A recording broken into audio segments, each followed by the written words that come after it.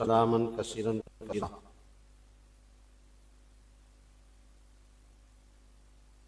توفیق الہی اور اپنے بزرگوں کی برکت سے آج سورہ یونس، سورہ ہود اور کچھ تھوڑا سا خلاصہ سورہ یوسف کا بھی بیان کیا جائے گا۔ سورہ یونس کی مکی صورت ہے، اور چونکہ اس میں حضرت یونس علیہ السلام کا ذکر آیا ہے، اس لیے اس صورت کا نام یونس رکھا گیا۔ اور اس صورت میں بھی ساری مکی صورتوں کی طرح وہی مضامین ہیں: توحید، رسالت، آخرت۔ فرعون کے غرق ہونے کا واقعہ بھی اس کے اندر ہے۔ جب فرعون کو اس کے لشکر کے ساتھ اللہ رب العزت نے غرق کر دیا تو فرعون کا دبدبا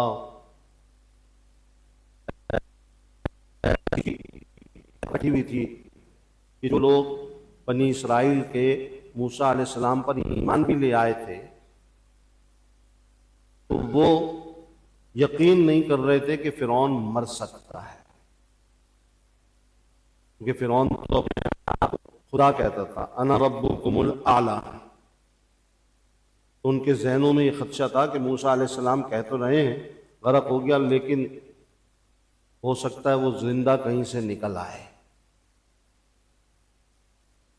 یقین نہیں آتا تھا، تو اللہ تعالیٰ نے ان کو یقین دلانے کے لیے فرعون کی لاش کو سمندر سے نکال کے کنارے پہ ڈال دیا تاکہ ان کو یقین آ جائے کہ وہ مر گیا اور دیکھ کر عبرت حاصل ہو۔ اور پھر صرف اس قوم کے لیے نہیں بلکہ بعد میں قیامت تک آنے والے لوگوں کے لیے اللہ نے اس کی لاش کو موجود رکھا، جو آج بھی موجود ہے، اور وہ اسی کی لاش ہے فرعون کی، جو آج وہاں پر مصر کے اندر ہے۔ اور اللہ تعالیٰ نے اس کو عبرت بنا دیا کہ دیکھو یہ تھا جو خدائی کا دعویٰ کرتا تھا، آج اس کو دیکھ لو کہ خدائی کا دعویٰ کرنے والے کا انجام کیا ہوا۔ اس کی قوم نے مسالہ وسالہ لگاتے تھے، اس کو حنوط کہتے تھے، حنوط کر کے اس کو دفن کر دیا، اور 19ویں صدی عیسوی کے آخر میں اس کی لاش برآمد ہو گئی، کھدائی کر کے نکالی گئی، جو قرآن کی صداقت اور حقانیت کا ثبوت ہے۔ قرآن نے کہا تھا کہ اس کو میں قیامت تک رکھوں گا۔ پھر اس کے بعد اللہ تعالیٰ نے قوم یونس سے متعلق ایک بات بیان فرمائی کہ ایمان اور توبہ موت سے پہلے پہلے قبول ہے، اور عذاب کا مشاہدہ کرنے سے پہلے قبول ہے۔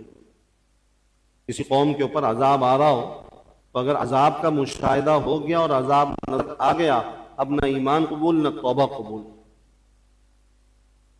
اور اگر ابھی عذاب نہیں آیا، صرف اس کے ہلکے سے تھوڑے سے اثرات ظاہر ہوئے تھے اور انہوں نے ایمان لانے کے لیے کلمہ پڑھ لیا، توبہ کر لی، تو ایمان قبول ہو جائے گا۔ تو اللہ رب العزت نے یہ فرمایا کہ ساری قومیں، جتنی بھی قومیں جن پہ عذاب آیا، ان میں سے کوئی بھی قوم ایمان نہیں لائی تھی عذاب کے آنے سے پہلے پہلے، سوائے قوم یونس کے۔ حضرت یونس علیہ السلام نے اپنی قوم کو فرما دیا تھا کہ 3 دن میں عذاب آئے گا، اور تیسرے دن ابھی مکمل نہیں ہوا تھا، رات اللہ کے حکم سے وہ نکل گئے۔ رات گزری، ابھی صبح پوری طرح ہوئی نہیں تھی، رات کا آخری پہر تھا کہ اندھیرا چھا گیا۔ جو قوم میں سمجھدار لوگ تھے وہ سمجھ گئے کہ واقعی عذاب آنے والا ہے، اور ان پوری قوم کو جمع کیا اور کہا باہر نکلو، اللہ سے توبہ اور استغفار کرو، گڑ گڑاؤ، معافی مانگو اور ایمان لے آؤ۔ عذاب کے آنے سے پہلے پہلے قوم یونس ایمان لے آئی تھی، اس لیے اللہ نے اس کے ایمان کو قبول کر لیا۔ ایسا نہیں ہے کوئی استثناء اس کے اندر کہ کسی قوم کا ایمان قبول نہیں ہوا اور قوم یونس نے عذاب کو دیکھ کر ایمان قبول کیا، نہیں، اللہ کے یہاں کوئی استثناء نہیں ہے۔ سب کے لیے ایک ہی حکم ہے، ایک ہی ضابطہ ہے، ایک ہی قانون ہے۔ عذاب آنے سے پہلے، اس کا مشاہدہ کرنے سے پہلے، موت کا فرشتہ دیکھنے سے پہلے ایمان لائے، توبہ کی تو قبول، اور جہاں موت کا فرشتہ نظر آ گیا عذاب کا مشاہدہ ہو گیا، ورنہ ایمان قبول ہوگا نہ توبہ قبول ہوگی۔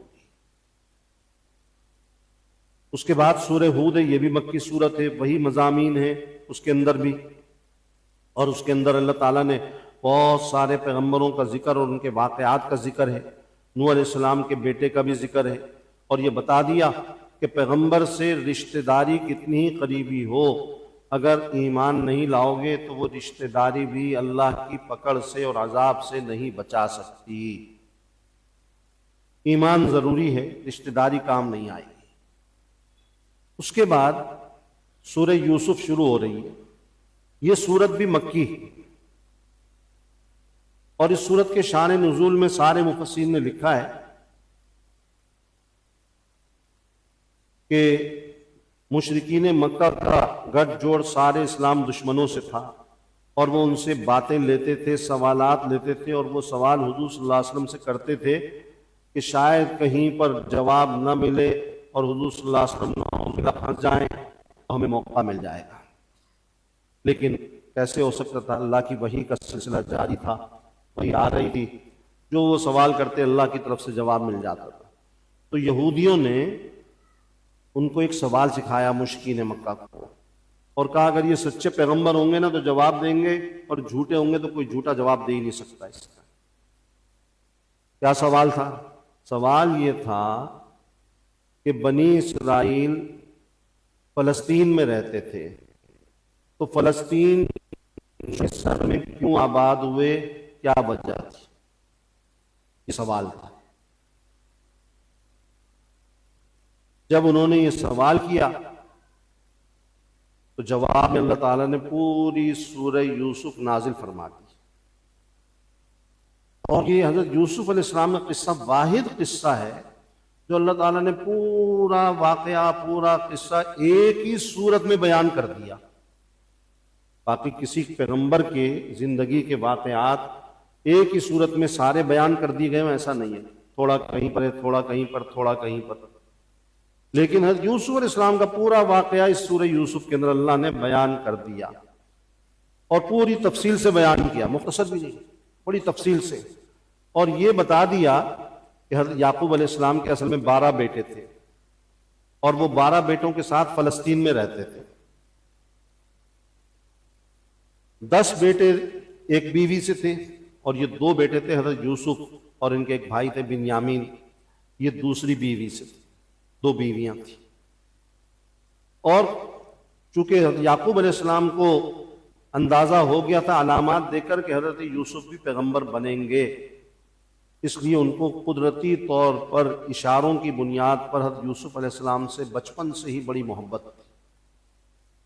اور پھر وہ حضرت یوسف علیہ السلام نے خواب دیکھ لیا تھا کہ 11 ستارے دیکھے، سورج اور چاند کو دیکھا مجھے سجدہ کر رہے ہیں، اور بتا دیا اپنے ابا کو حضرت یعقوب علیہ السلام کو، تو انہوں نے فوراً کہا کہ دیکھو بس یہ اپنے تک ہی رکھنا، یہ خواب اپنے بھائیوں سے بیان نہیں کرنا ورنہ نقصان پہنچ جائے گا۔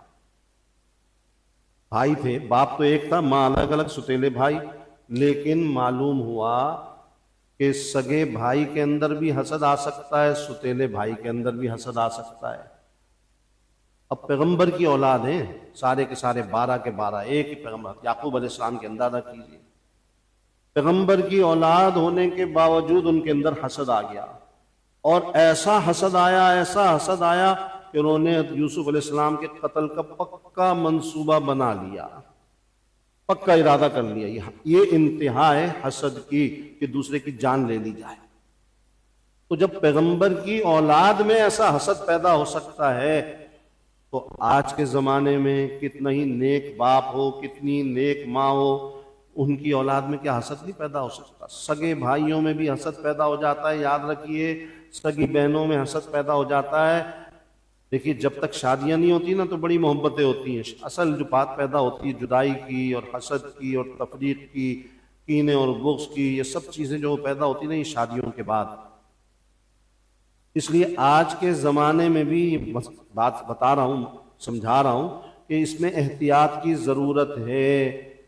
ہر بات ہر نعمت، ہر اچھی چیز اپنے بہن بھائیوں کو نہ بتائی جائے، یہ نعمت ہمیں ملی، یہ چیز ہمیں ملی، کچھ پتہ نہیں ہوتا کہ کس وقت حسد پیدا ہو جائے اور وہی بھائی نقصان پہنچا دے اور وہی بہن نقصان پہنچا دے۔ یاد رکھیے، اس بات کو ذہن میں بٹھا لیں، کوئی کتنی محبت سے پیش آ رہا ہو، ٹھیک ہے، محبت کا جواب محبت سے دیں، اچھے سلوک سے دیں، اچھا برتاؤ کریں، لیکن یہ بات یاد رکھیں، یہ قرآن و حدیث سے معلوم ہوا ہے کہ ہر نعمت کا تذکرہ اپنے بہن بھائیوں سے بھی نہیں کرنا چاہیے۔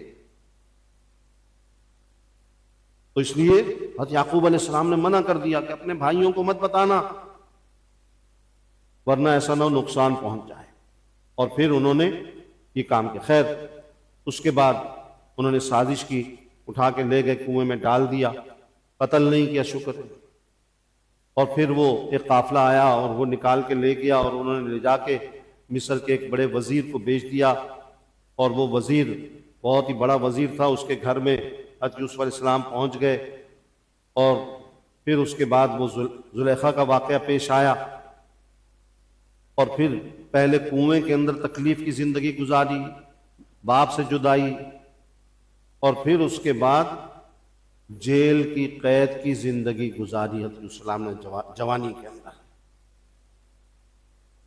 اور خود جو قرآن نے بتایا، رب السجن احب الی مما یدعوننی الیہ، خود اللہ سے کہا کہ یا اللہ مجھے جیل میں بھیج دیں، ورنہ میں یہاں رہوں گا نا جیل سے ہٹ کر اس کے محل میں، اس کے گھر میں، تو یہ مجھے فتنے میں مبتلا نہ کر دے اور میرے لیے مسئلہ نہ پیدا ہو جائے۔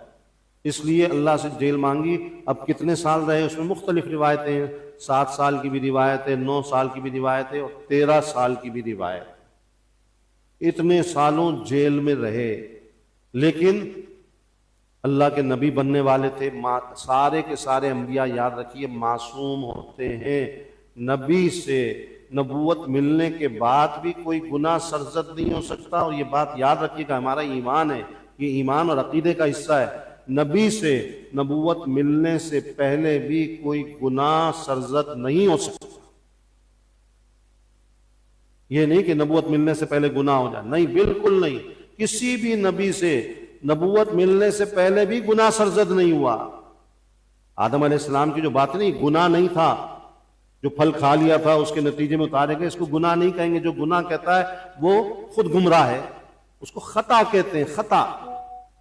اللہ دیکھیں، اللہ ہے، وہ خالق ہے، وہ مالک ہے، وہ جو چاہے لفظ استعمال کرے آدم علیہ السلام کے لیے، لیکن ہمیں اجازت نہیں گناہ کا لفظ استعمال کرنے کی کہ آدم علیہ السلام سے یہ گناہ ہو گیا، کہ فلاں پیغمبر سے یہ گناہ ہو گیا۔ نہیں، گناہ نہیں ہوا، خطا ہوئی۔ اور خطا کیا ہوتی ہے؟ میں نے بتایا تھا ایک دفعہ کہ خطا بھی اجتہادی ہوتی ہے، کہ اس میں اجتہادی غلطی ہو گئی، اور اجتہادی غلطی پہ گناہ نہیں ہوتا۔ اللہ کے یہاں گناہ نہیں لکھا جاتا، وہ گناہگار نہیں ہوتا، اس پہ گناہ نہیں ملتا، بلکہ حدیث میں آیا کہ مجتہد اگر اجتہاد کرے اور اجتہاد میں خطا کر لے، اجتہادی خطا ہو جائے، اس پہ بھی ایک اجر ملتا ہے۔ یہ حدیث ہے۔ اس لیے یہ انبیاء سے جو ہوئی ہے نا، وہ خطا ہوئی ہیں۔ خطا الگ چیز ہوتی ہے، گناہ الگ چیز ہوتی ہے، یاد رکھنا۔ تو حضرت یوسف علیہ السلام پیغمبر بننے والے تھے، اس لیے اللہ نے ہر قسم کے گناہوں سے بچانا تھا۔ اب جیل چلے گئے، جیل کے بعد پھر وہ خواب دیکھا، مختصر کر کے بتا رہا ہوں، اس کے نتیجے میں ان کو باعزت بری ہو کر رہائی ملی، وزیر بنے، وزیر بننے کے بعد پھر بادشاہ بنے، اور پھر بھائی وہ غلہ لینے آئے اور پھر اپنے ماں باپ سے ملے، اور ملنے کے بعد کیا کیا انہوں نے؟ اپنے والدین کو، بھائیوں کو کہا جاؤ میرے والدین کو لے کر آؤ۔ والدین کہاں تھے؟ فلسطین میں، اور یوسف علیہ السلام کہاں تھے؟ مصر میں، مصر کے بادشاہ تھے۔ تو اپنے والد صاحب کو، حضرت یعقوب علیہ السلام کو اور ستیلی والدہ کو، پورے خاندان کو، کنبے کو فلسطین سے مصر بلا لیا اور اپنے پاس رکھا۔ یہ وجہ تھی فلسطین سے مصر آنے کی۔ تو اللہ رب العزت نے سارا واقعہ ترتیب کے ساتھ بیان کیا، اور اللہ نے منکرین کے اوپر، مشرکین کے اوپر حجت قائم کر دی کہ دیکھو تم یہ سوال کر رہے تھے اور سمجھ رہے تھے جواب نہیں ملے گا، اب جواب مل گیا، تو تمہیں یقین اب کیوں نہیں آتا کہ یہ سچے نبی ہیں؟ اور وحی کا سلسلہ جاری ہے، اللہ رب العزت ان کو بتانے والا ہے بہرحال یہ سورہ یوسف میں بہت سارے سبق ہیں، ایک سبق نہیں بہت سارے سبق ہیں، قدم قدم پہ اوپر ہر آیت کے اندر اس کے اندر سبق ہیں، ہر آیت کے اندر، اور ایسی ایسی باتیں کہ انسان اس کو سوچے، غور کرے اور اس پر زندگی میں عمل کرے تو بہت سارے شرور سے، فتنوں سے، آفات سے، نقصانات سے بچا رہے گا باقی انشاءاللہ۔ الحمدللہ رب العالمین والصلاة والسلام علی سید الانبیاء والمرسلین ربنا ظلمنا انفسنا وان لم تغفر لنا وترحمنا لنکونن من الخاسرین ربنا لا تزغ قلوبنا بعد اذ هديتنا وهب لنا من لدنك رحمة انك انت الوهاب رب اجعلني مقيم الصلاة ومن ذريتي ربنا وتقبل دعاء ربنا اغفر لي ولوالدي وللمؤمنين يوم يقوم الحساب رب ارحمهما كما ربياني صغيرا۔ یا اللہ ہم سب کے کل گناہوں کو معاف فرما، تمام خطاؤں سے درگزر فرما، ہم سب سے پوری امت سے راضی ہو جا، سب کو اپنی رضا والے کام کرنے کی توفیق عطا فرما دے۔